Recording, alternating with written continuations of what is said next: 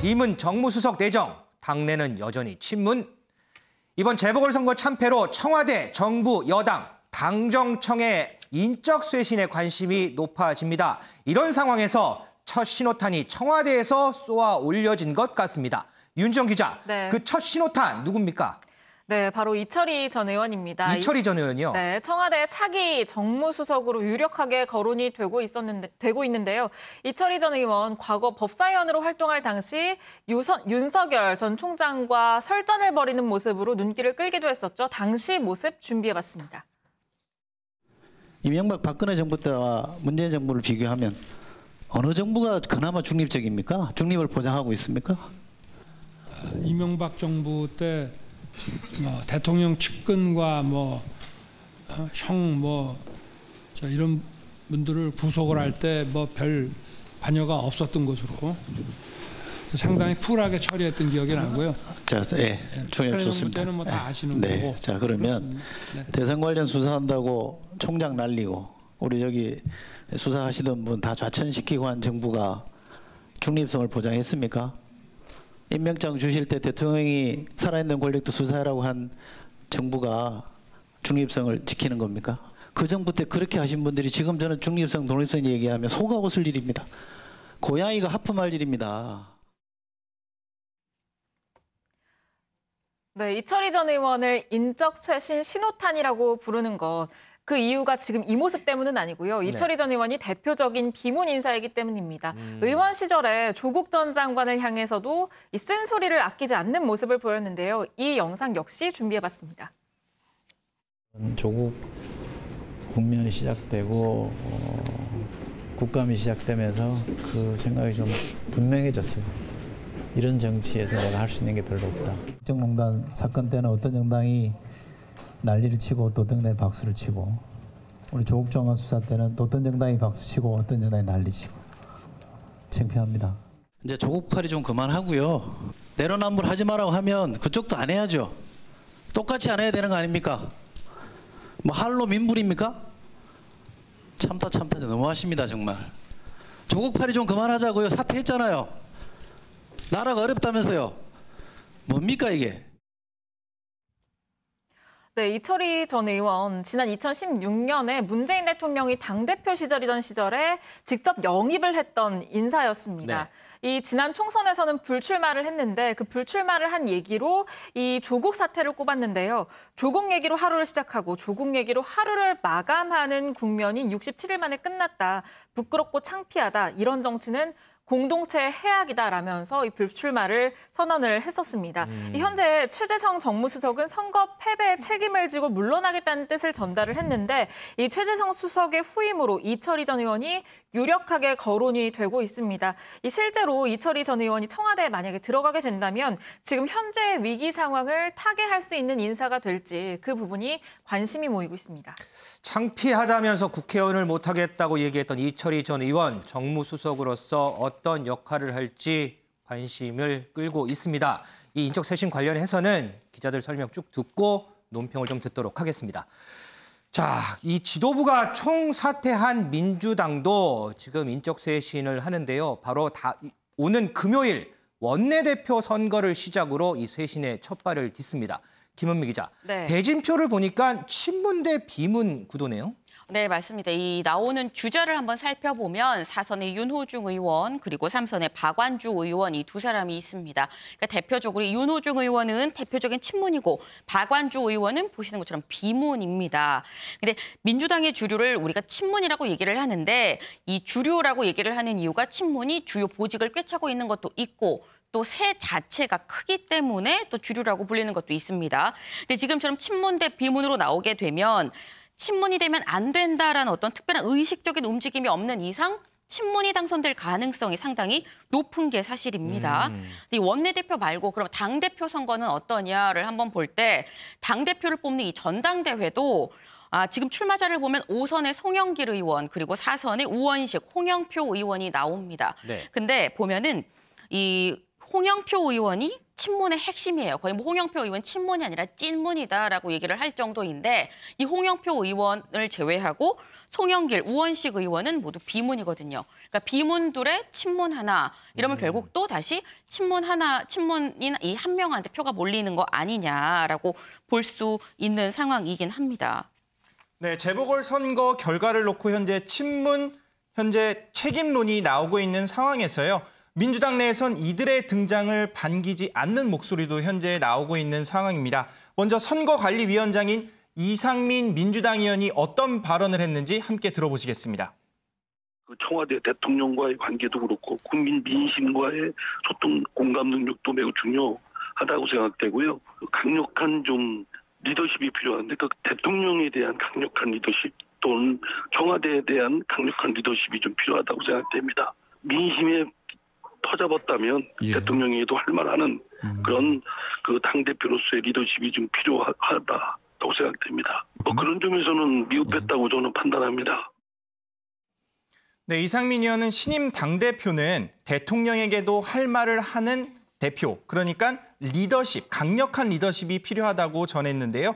그러면서 이낙연 전 대표는 그런 점에서 미흡했다고 판단한다며 아쉬움을 드러내기도 했습니다. 민주당 내부에선 친문이냐, 비문이냐를 놓고 계파 갈등 양상마저 현재 벌어지고 있는 상황인데요.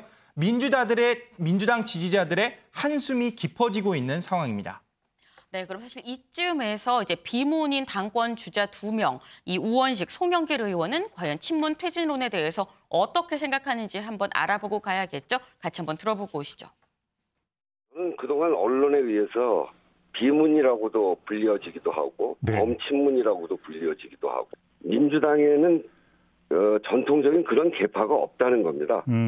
저희가 계파를 없애기 위해서 정말 부단한 노력을 해왔고요. 우리 당에는 이미 계파가 사라졌다 이렇게 보는 것이 맞다고 봅니다. 따라서 친문, 비문 이것을 약간의 개인적 성향을 가지고 따지는 것은 적합치 않다고 보고 옛날에는 친노모 논란이 있었고 친문 논란이 있었지만 어떤 특정한 사람을 배제한다는 것은 옳지 않다고 봅니다. 문제는 그것은 당원이 결정하는 것이고 당대표는 뭐 시장에 나가서는 시민과 국민이 결정하는 거기 때문에 자신의 결연을 필요한 것은 좋지만 너 그만둬라 이것은 유권자에 대한 일종의 자세가 아니다.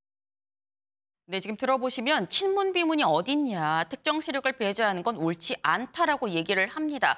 언뜻 생각을 하면 본인들이 비문이기 때문에 이 친문 퇴진설에 좀 더 힘을 실어주고 친문을 공격하는 게 나은 거 아닌가 하는 생각이 들긴 하는데 지금 이게 당내 선거거든요. 근데 당내 가장 최대 세력이 바로 친문입니다.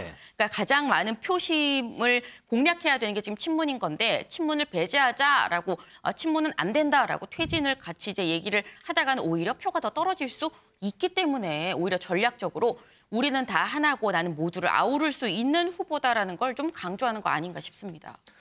이동석 기자, 지금 뭐 민주당 내 친문, 비문 이 문제도 그렇지만 계속해서 뭐 반성의 목소리들이 막 나오잖아요. 뭐 청년층에서도 지금 반성의 목소리가 나왔는데 이번엔 노년층에서도 반성의 목소리가 나오더라고요. 네, 그렇습니다. 더불어민주당 전국 노인위원회 소속 민주당 지지자들이 한자리에 모였습니다. 어제 국회 본청에 있는 더불어민주당 회의실의 모습인데요. 이들은 무릎을 꿇었습니다. 이들 선거에서 노인분들의 뜻을 못 받들고 참패한 것에 대해 60대 이상 시민들에게 변명 없이 죄송하다는 입장을 전했는데요. 그러면서 전국의 어르신들께 용서해달라면서 어르신들이 원하는 바를 당 지도부에 전달하겠다는 의지를 드러냈습니다. 민주당 전국 노인위원회의 절절한 호소가 60대 이상 유권자들에게 어떻게 전달될지 현재 관심이 모아지고 있습니다. 이번 재보선 선거에서 60대, 70대의 지지율이 상대적으로 국민의힘에 비해서 떨어졌죠. 이 부분에 대해서 반성과 사과를 하는 것 같습니다. 더불어서 민주당에서는 지금 선수별로 모임이 잇따르고 있습니다. 지난주 금요일이죠. 초선 의원들이 모임을 가진 데 이어서 어제는 재선 의원들이 모였고요. 오늘은 또 삼선 중진들이 모임을 가졌습니다. 김원미 기자, 이 삼선 중진들 모임에서는 어떤 얘기들이 나왔어요? 네, 오늘 모인 3선 의원들의 모임 얘기를 하기 전에 이제 지난 9일 가장 먼저 모였던 초선 의원들 때는 분명 조국 전 장관 때 우리가 제대로 대처하지 못했다, 반성해야 된다는 얘기가 나왔었습니다. 그리고 그 이튿날 있었던 이 재선 의원들의 모임에서는 조국 전 장관의 얘기는 없었고, 하지만 어쨌거나 우리가 과오를 인정하지 못했다. 좀 어떻게 보면 좀 두루뭉술하다고 생각을 할 수가 있는데 깊이 반성하고 성찰하자라는 입장을 냈었거든요. 그리고 오늘 3선이 만났습니다. 만나서 무슨 얘기를 한 건지 같이 들어보고 오시죠. 지금 일부 당원들이 초선 의원들 좀 공개적으로 비판하고 있는데 다 당을 위한 관심과 또 충정이라고 생각을 하고요. 비판하신 분들도 당심이라고 생각을 합니다. 더 소통하고 더 존중하고 함께 의견들을 모아나가도록. 재선이랑 초선 간담회에서는 조국 전 장관 사태에 대해서 의견이 나왔었는데 그래서 별도로 개별 항목은 언급하지 않았습니다. 남의 탓하지 말고 우리에게 책임이 있다. 그리고 우리가 국민과 민생 현장에서 더욱더 소통해야 한다. 청와대에 우리가 좀 더 어떤 식으로 목소리를 내야 되겠다 이런 얘기도 하셨네요. 당이 이번 선거를 통해서 민심을 더 가까이서 봤기 때문에 거기서 확인된 내용들을 전달하고 앞으로 이제 주도적인 역할이 필요하다. 여기에는 의견을 모았습니다. 네, 지금 들어보시면 3선 의원 모임도 어제 있었던 이 재선 의원 모임 때랑 의견이 뭐 별반 다른 것 같지는 않습니다. 일단 조국 전 장관에 대한 얘기는 나오지 않았다. 그리고 남 탓하지 말고 우리가 더 노력해야 된다. 우리가 더 반성해야 된다라고 얘기를 했는데, 말씀드렸지만 약간 두루뭉술하긴 합니다. 그러니까 어제도 오늘도. 그래서 구체적으로 어떻게 반성을 하겠다는 건지에 대해선 얘기가 딱히 없었습니다. 자, 간단하게 한 가지만 정리 좀 하고 가겠습니다. 소 의원님. 지금 뭐 청와대 민주당 상황 쭉 들었는데 그중에서도 특히 비문의 이철희 전 의원이 정무수석에 내전된 상황, 이 부분을 쇄신, 특히나 인적 쇄신의 신호탄이라고 볼 수가 있을까요? 이번 4.7 재보궐선거에서 여권의 패배는 일단 부동산값 상승으로 상징되는 정책 방향에 대한 평가, 그리고 내로남불로 표현되는 정치의 그 행태에 대한 평가, 그리고 LH 사태로 이야기할 수 있는 이 공정의 가치의 훼손, 이런 것들이 종합적으로 버무려져 가지고 그야말로 폭발을 한 거거든요. 그 패배의 내용 자체가 여권으로서는 굉장히 안 좋습니다. 단순히 패배했다는 걸 넘어서서 그 속살을 들여다보면 내용 자체가 여권으로서는 진짜 엄청난 해이를 하나 몰아친 거거든요. 그렇기 때문에 기존의 어떤 흐름에서 다른 변화를 줄 수밖에 없는 것이 현실입니다. 그 속에서 이철희 전 의원이 정무수석으로 내정된 부분은 그 하나의 단초다라고 저는 생각을 하고, 그런데 이철희 전 의원이 지금 그냥 혼자 정무수석으로 딱 들어간다고 해서 어떤 변화가 있을 것인가? 그렇지는 않거든요. 그렇다면 아마 이철희 전 의원도 그런 요구를 할 겁니다. 내가 일할 수 있는 환경을 만들어달라. 그러니까 시스템을 만들어달라. 그런 부분에 대해서 이야기를 할 거고, 그리고 그런 부분들이 이제 만들어졌을 때 또 그에 맞는 권한을 달라. 자칫하면 이게 과거의 신현수 전 민정수석처럼 그냥 왔다가 뜻 안 맞아서 일도 못하고 모양만 이상해지는 그런 상황이 될 수 있거든요. 그런 선례가 있었군요. 예, 그렇습니다. 그런 부분을 아마 잘 주장을 요구를 할 것으로 보이고, 그럼에도 역시 가장 중요한 것은 문재인 대통령이 이번 4.7 재보궐선거를 어떻게 평가하는가. 이게 제일 중요합니다. 정말로 문 대통령이 지금까지 내가 해왔던 이런 부분에서 좀 큰 틀의 궤도 수정이 불가피하구나. 궤도 수정을 해야 되겠구나. 정말로 이렇게 생각한다면 그에 맞춰서 여러 가지 변화가 일어날 텐데, 그렇지 않고 어쨌든 이러한 상황에서 기존의 흐름을 가져가면서 사람만 조금 너무 친문 색채가 강하지 않은 사람으로 이렇게 좀 청와대나 내가 이렇게 바꾸는 쪽으로 갔을 때 그러면 이게 미봉책이거든요. 그러면은 기존의 문제들이 그대로 남으면서 내년 대선까지 그런 문제가 심화되면서 대선 치르기가 더 힘들어지죠. 그렇기 때문에 문재인 대통령이 이번 상황을 굉장히 엄중하게 보고 그에 맞는 정말 상당한 폭의 변화를 주지 않고서는 현재의 이 난국을 헤쳐나가기가 굉장히 힘든 상황이다. 이런 말씀 드리고 싶습니다. 자, 국민의힘 상황도 좀 보겠습니다. 이번 재보선에서 20대의 선택을 받은 국민의힘, 이 20대를 두고 여러 얘기가 계속해서 나오고 있습니다. 윤지영 기자의 백브리핑에서 이 부분 정리해 보겠습니다.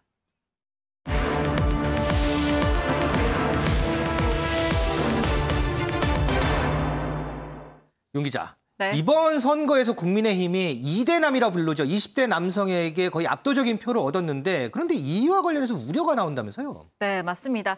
그 우려를 내놓는 주인공 바로 주영 북한 대사관 공사 출신인 국민의힘 태영호 의원입니다. 태영호 의원 이번 선거전에서 20대를 겨냥한 이 유튜브 유세로 눈길을 사로잡았거든요. 네. 지금 이 영상이 조회수가 13만 회를 넘기면서 화제가 됐었는데 네. 래퍼 태영호 영상으로 먼저 준비해봤습니다.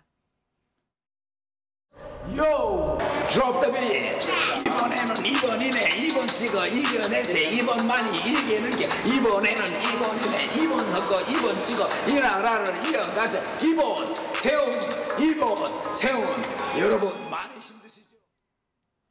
네, 선거 하루 전인 지난 6일에는요. 2030 특히 여성들에게 인기인 이 로제 떡볶이 먹방을 진행을 하기도 그래요? 했었거든요. 이때 당시의 영상도 이어서 보시죠. 여러분 이만큼이네. 이거 윤영희님은 제가 뭘부터 먹으면 좋겠어요. 윤영희님, 김수님 반갑습니다. 치즈 떡볶이. 근데 맵네. 물. 맵다. 우리 보좌진들이 이거 먹방 소통 라이브 하면서 선거 얘기해야 남들이 좋아한다고 했는데 여러분들 지금 먹고 싶죠? 자, 요 헛떡에 게장 넣을게요. 김정은 먹방하면 잘할 것 같아. 엘리씨님께서 김정은이 먹방하면 뜨지 않을까? 네, 이 실시간 방송 참여자들의 댓글에 하나하나 이렇게 응대를 해주면서 긍정적인 반응을 모았는데 이 영상도 조회수 무려 5만 8천 회를 기록했습니다. 보니까 최신 트렌드 공부를 참 많이 한 것 같아요. 그러니까 네. 이 태영호 의원이 지금 2대남, 20대 남성에 대해서 우려를 표한다는 거죠? 이게 우려라기보다는 어떤 과제라고 보는 게 조금 더 적확할 것 같은데요. 이 태 의원 이번 선거에서 이긴 뒤에 지난 9일 이런 글을 올렸습니다. 이 전문가들은 이 현상에 대해서 20대 남성들이 우편향, 보수화됐다고 보는 건 곤란하다고 분석했다. 20대의 마음을 끌었다는 안도보다는 왜 여전히 2대녀, 그러니까 20대 여자들의 표심을 얻지 못했는지 고민해봐야 할 것이다 라고 얘기를 한 건데요. 그러니까 20대 여성 표심에 주목을 한 거죠. 그런데 이 문제에 대해서 지금 진중권 전 교수도 거들고 나섰더라고요. 네, 진 전 교수 이 글을 공유를 했습니다. 그러면서요, 좀 보고 배워라. 북조선에선 엘리트 선발은 제대로 하는 모양이라고 적극 공감 의사를 표시를 했고요. 네. 또 이분 감각 뛰어나요. 그 북조선에서 온 노인이 남조선에서 태어난 청년보다 낫네라는 얘기도 했습니다. 남조선에서 태어난 청년보다 낫네. 뭐가 낫다는 거예요? 네, 최근 진 전 교수와 페미니즘 논쟁을 펼치고 있는 이준석 전 최고위원을 노린 발언으로 보입니다. 이 선거 전까지는 사이가 좋아 보였거든요. 이 전 최고위원이 기획한 2030 시민유세단 이 기사를 공유를 하면서요. 준석이가 잘하네. 이렇게 칭찬도 했었습니다. 그렇죠. 그런데 설전의 발단은요. 이 전 최고위원이 지난 9일 SNS에 올린 민주당 패임 분석이었습니다. 이 전 최고위원은 민주당의 2030 남성의 표 결집력을 과소평가하고 여성주의 운동에만 올인했기 때문에 이런 결과가 나온 것이다 라면서 2대남, 20대 남성의 편을 들었거든요. 진 전 교수 여기에 대해서 댓글을 달았는데 아주 질 나쁜 포퓰리즘이다 이렇게 댓글을 달았습니다. 이 전 최고위원 여기에 아랑곳하지 않고요. 다시 페미니스트를 저격하는 글을 올렸습니다. 여기에 대해서는요. 진 전 교수는 적을 만들지 말고 친구를 만들어야지 자꾸 증오나 반감을 이용하는 포퓰리즘만 하려 하니 다 적으로 돌려서 어쩌려고 라고 이렇게 비판 댓글을 달았습니다. 하지만 이준석 전 최고위원은 계속해서 이 페미니즘을 지적하는 글을 올리고 있는데요. 네. 오늘 아침 라디오 인터뷰를 통해서 이렇게 얘기를 하는 취지를 설명을 하기도 했습니다. 저희가 어떤 발언했는지 얘기 준비해봤습니다. 선거 결과에 오히려 72% 가까운 20대 남성이 특히 저희를 찍었다는 것에 대해서 굉장히 또 두려워하면서도 또 굉장히 기대심이 높습니다. 우리 사회가 급격한 발전을 했기 때문에 5년마다 사람들이 느끼는 갈등 요소가 달라진다는 게 이해가 가거든요. 예를 들어 제가 85년생인데 82년생 김지영이라는 책을 기억해 보시면은 거기엔 상당히 여성으로서 겪을 수 있는 불리함이나 아니면 어려움에 대한 호소가 많이 녹아 있거든요. 그건 또 지금 저보다 어린 세대, 90년대 이상 세대로 가면은 그분들은 또 어릴 때 여자라는 이유로 교육 기회를 박탈했다는 사람도 찾아보기 힘들고 반찬을 무슨 뭐 오빠만 주고 나 안 줬다 이런 사람 찾아보기 힘들고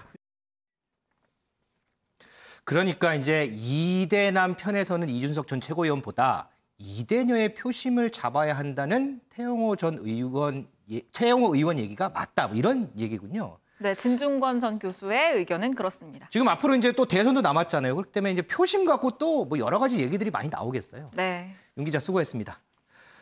자, 국민의힘 상황 하나만 더 짧게 좀 살펴보고 가겠습니다. 윤경호 의원님, 한 30초 정도 남았는데 지금 국민의힘, 국민의당 합당 놓고서 뭐 여러 얘기가 나와요. 근데 이런 질문들이 있더라고요. 전당대회 치르고 합당하는 거하고 합당하고 전당대회 치르는 거하고 국민의힘 안철수 대표 유불리 누가 유하고 누가 불리한 거냐 이런 질문이 있는데 한 30초 정도 짧게만 좀 정리 부탁드립니다. 서로 간에 이를테면 화장실 가기 전과 갔다 온 후에 마음이 달라진 아주 전형적인 예인 것 같아요. 지금 국민의힘 쪽은 이 의원 3명밖에 그것도 비례대표밖에 없는 국민의당을 과연 당대당 합당으로 해서 얻는 게 뭐가 있겠냐 이런 생각인 것 같고 또 하나 안철수라는 대표가 들어오면 자기네 대선 후보 중에 하나에 또 자리를 차지할 것 같고 그런 점에서 약간 좀 꺼리는 거 아닌가 싶은데요. 제가 보기엔 모르겠습니다. 야권 전체에 그게 얼마나 큰 변동이 될지 모르지만 전체 이제는 별로 그렇게 관심을 끌지 못하는 사안이 아닐까 싶습니다. 알겠습니다.